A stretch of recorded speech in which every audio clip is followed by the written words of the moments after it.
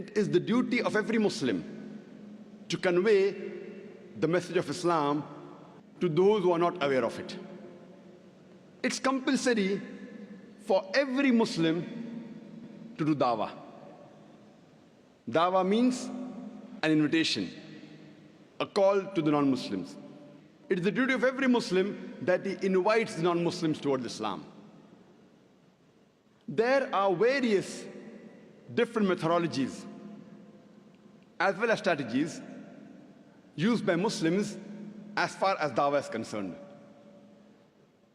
The most common strategy is whenever a Muslim meets a non-Muslim, he speaks 100 good things about Islam.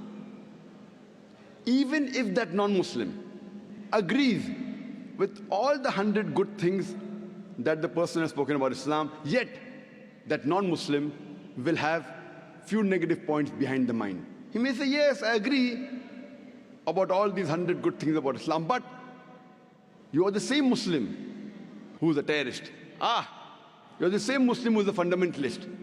You are the same people who spread religion with the sword. You are the people who subjugated the women. You are the Muslims who marry more than one woman.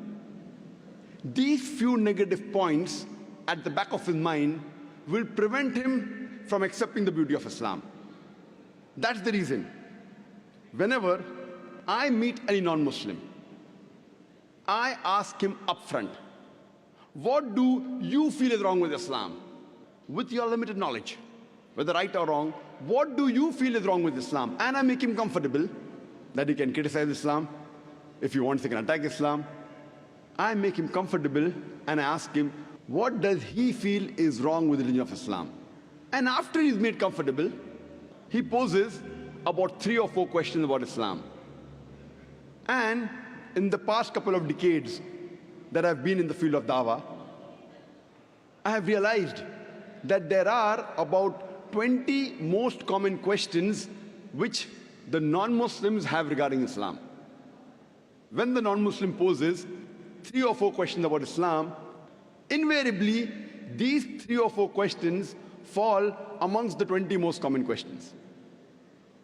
If all the Muslims know the reply to these 20 common questions posed by the non-Muslims with reason, logic and science, with the quotation from Quran and Sahih Hadith and the quotation of the scripture of the non-Muslim, even if he cannot make the non-Muslim accept Islam, at least he can neutralize the animosity that is there in the minds of the non-Muslims. At least he can neutralize the negative feeling that the person has regarding Islam.